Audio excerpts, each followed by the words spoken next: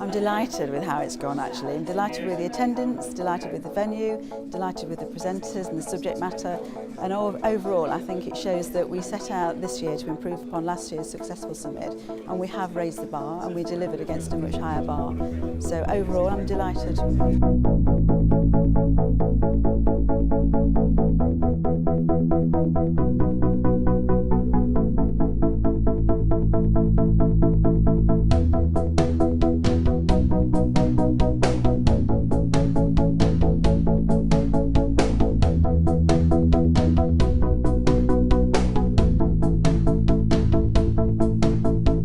How can we build confidence and show consumers that the seafood industry is operating with integrity? How can we really build our reputation? So we need to engage with our customers, with our consumers, but in the right way. We need to make the most of social media through Facebook and Twitter. We need to really shout about the positive initiatives that are going on and instill trust in our customers. As an industry, I think we need to be leading the way on integrity. Make sure that this time next year we're not going through our own horse meat scandal.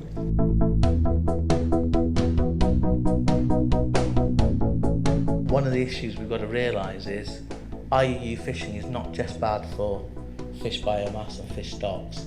A boat that's involved in illegal fishing will probably also have problems with labour abuse, social abuse.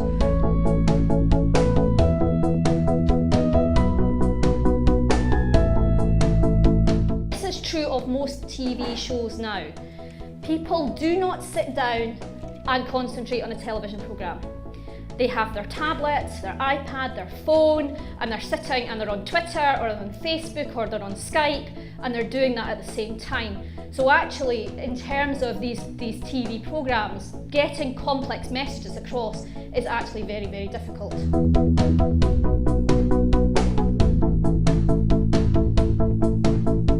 The fact that only 16% of people surveyed thought that our industry offers a good wage, or 17% think that we have good quality people. So shockingly low figures up at that end there. It just shows the magnitude of opportunity there is to bring shoppers on side with all of the good work that the industry does, but which we simply don't communicate.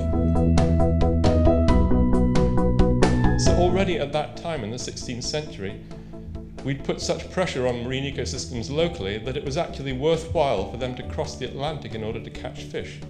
So change in marine ecosystems is not a new phenomenon. It's been part of our life for a very long time. However, I think it's very clear that in this part of the world we have turned the corner, and overexploitation is something that used to happen, but by and large no longer does. But actually I think there's some interesting detail in this. If you think about, for example, the vehicle excise duty based on emissions, you're buying the most environmentally friendly car. It only emits 109 grams of CO2 per kilometre. So it only kills the planet a little bit. It's only 109 grams. It's only killing the planet a little bit. It's not like a supercar. It's not an SUV. It's not an off-roader. If you were to apply this metaphor to seafood sustainability and the work that's been done by the industry, a sustainable seafood product would be AAA rated, 0 emissions. You can sell it for generations on generations on generations. Our customers trust us to do the right thing.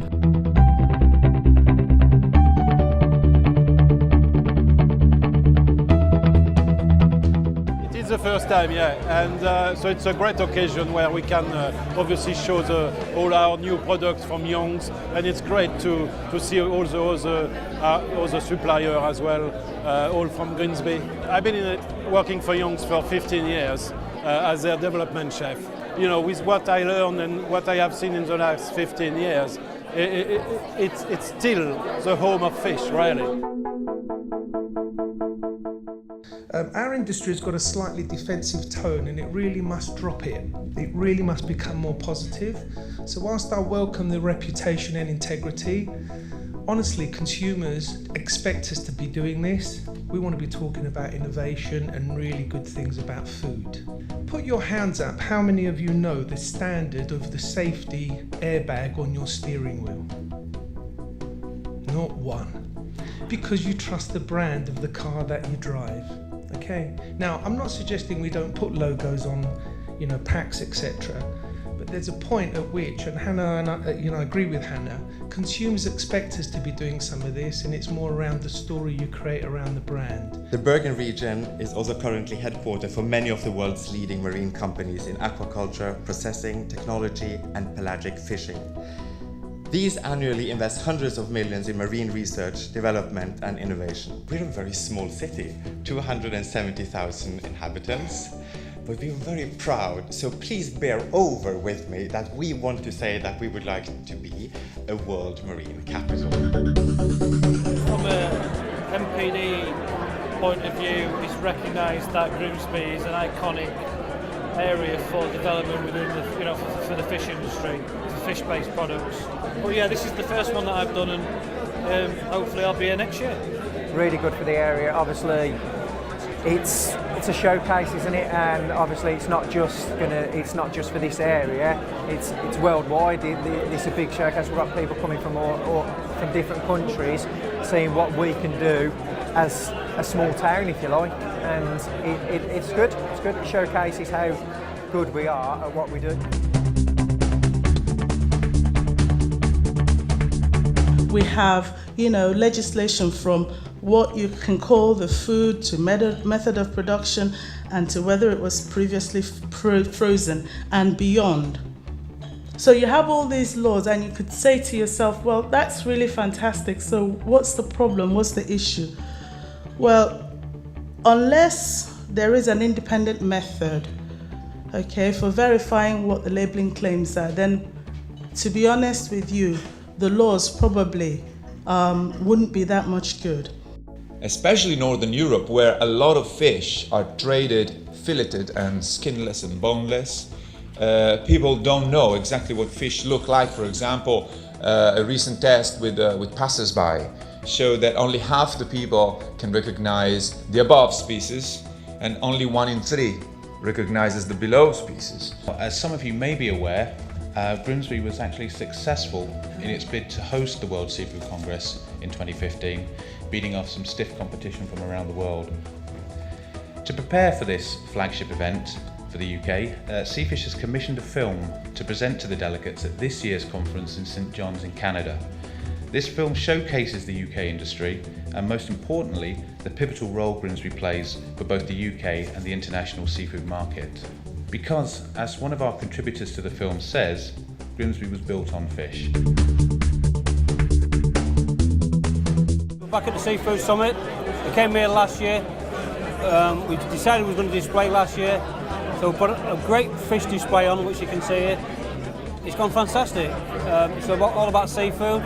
Everything on this display is all from Grimsby, apart from the halibut. They're Norwegian farmed.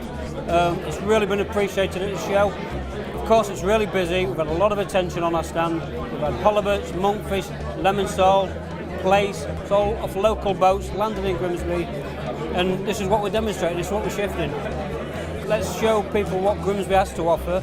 We have a great sourcing policy, great quality seafood, all sustainable.